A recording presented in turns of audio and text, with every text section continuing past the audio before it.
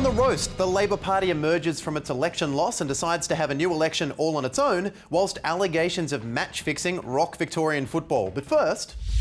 Prime Minister-elect Tony Abbott has announced his leadership team for the new coalition government. And in the words of an antique furniture collector, what a cabinet! Liberal Senator Ian McDonald has missed out on a spot, however, describing it as one of the worst days of his life. Even worse than that day he broke all the plates.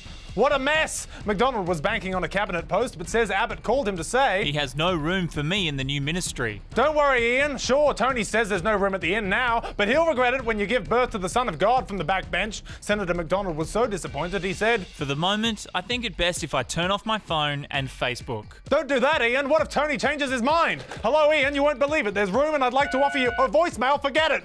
One person who does have a job, though, is Bronwyn Bishop, who'll get to babysit grown adults in her new role as Speaker of the House. Tony Abbott once described himself as the ideological love child of John Howard and Bronwyn Bishop. So with this appointment, Tony's finally made his ideological mummy very happy. Are you happy now, mummy? Mr. Abbott explained the appointment thus. I want to bring some dignity back to the Parliament. This from a man who just last year tried to run out of Parliament. This from a man who just last year was thrown out of Parliament. This from a man who just last year took off his shoes in Parliament and put his smelly feet up on the desk. Okay, I made that last one up, but you get the idea. He's not going to bring dignity back to Parliament. And anyone who plays chess knows you start with two bishops, which is presumably why Tony Abbott is expected to announce Julie Bishop as his only female cabinet member. It's the worst male-to-female ratio since the Last Supper. And since Bishop's been appointed Foreign Affairs Minister, she'll be out of the country most of the time, meaning the one female in Abbott's cabinet will be a laptop in the corner that's hooked up to Skype. Incoming PM Tony Abbott will stay at the Australian Federal Police Training College while the lodge gets renovated. The move is apparently needed due to the 1927-built residence currently being rewired and eradicated of asbestos and a possum infestation, meaning that Kevin Rudd has been living with animals like he's Mowgli. And Abbott's modest lifestyle has inspired others in the coalition, with Julie Bishop telling Meet the Press she's following his example by refusing to fly first class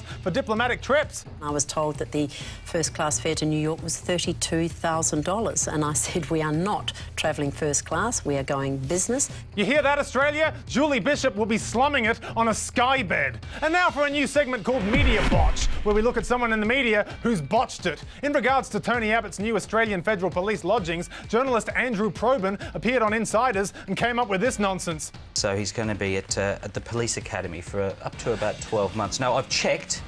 They are making Police Academy number 7 at the moment. Unfortunately, it's not Mission in Canberra, it's Mission in Moscow. But you haven't checked, have you, Andrew? They're not making Police Academy 7 at the moment. Police Academy 7, Mission to Moscow, was released in 1994. You call yourself Federal Political Editor for the West Australian? I call you poorly researched in regards to the Police Academy franchise.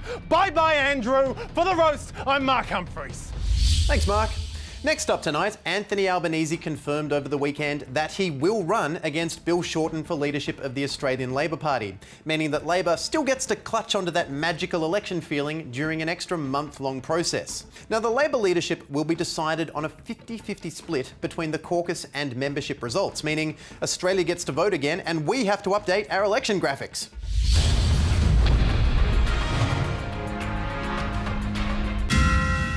Punchy. But the big question remains, what kind of election will we see in the battle to decide who gets to sit really close to Prime Minister Abbott and shout shame into his face? Well, at this point, all we know is what the process won't feature, with Shorten saying, we will not seek to publicly disparage each other, and it will not be a personality election, with Albo adding it would be a matter of different emphasis rather than major policy clashes. But it's like I always say, debate should be a little less two guys disagreeing on major policy for 60 minutes, and a little more two guys for 60 minutes. Dave. I passionately believe in marriage equality, keeping the carbon tax, and that Labor can win the next election. Right, what do you want? I passionately believe in all of that, but out of this face. All right. Still better than the last election debates. But now that Labor is in opposition, they might want to consider choosing their next leader based not on who they like the most, because that appears to change every day, but instead on who the coalition likes the least. And that person appears to be Bill Shorten, with the coalition already naming him as a double dealer and one of the so-called faceless men who knifed Kevin Rudd for Julia Gillard and then eventually changed their minds and got rid of her for Rudd again. To which Shorten replied, Guys, I'm blushing. But the coalition is right to feel threatened because Shorten has become very good at getting rid of prime ministers. And having removed 2 from his own party already, well, there's only 1 prime minister left.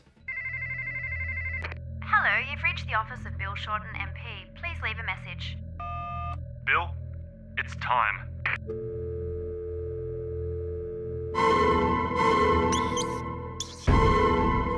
Well, finally tonight, like any good satirical news show, we'll finish with some sport. Specifically, criminal investigations into massive match-fixing scandal. The Victorian Police have arrested 9 players and the head coach of the Southern Stars Football Club, a semi-professional team playing in the top Victorian-based league. And if the allegations are true, well, that's pretty big news. Victoria Police says it smashed the biggest case of alleged match fixing in Australian sports history. So just to recap the scores there, that's Victorian Police crushing the Southern Stars FC 10 arrests to 0. Now the news was announced yesterday by the Football Federation Australia's CEO and man who cannot escape sports scandals, David Gallop, who after 10 years heading up the NRL has made a career out of saying, "It's clearly distressing for everyone in Australian sport." But Gallup's a straight shooter and he made it clear there was no room for cheating in football. You can be sure we'll throw the book at perpetrators. And even if you miss hitting a footballer with a book, it's fine, they still go down because they are footballers. Oh, ref! Oh, all day, he's been doing red card, get him off!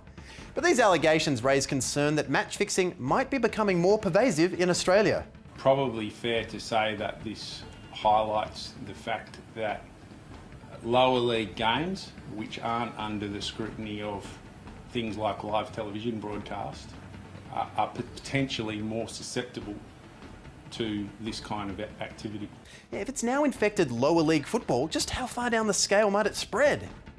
Bye, sweetie. Have a good game, but not too good. Remember, Mummy loves you no matter what the result, but she loves you even more when you give away a penalty in the second half. Love you.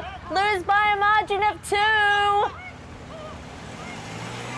Now, obviously, this is a big blow for fans of the Southern Stars, a team that's played 21 games this season and only won 1. And with 9 of its 11 players arrested, that leaves the team with just 2 players for their final game. And so barring some sort of movie miracle where those players turn out to be exceptionally talented soccer dogs, like in the movie Soccer Dog, I'd put my money on the Southern Stars losing their last game as well.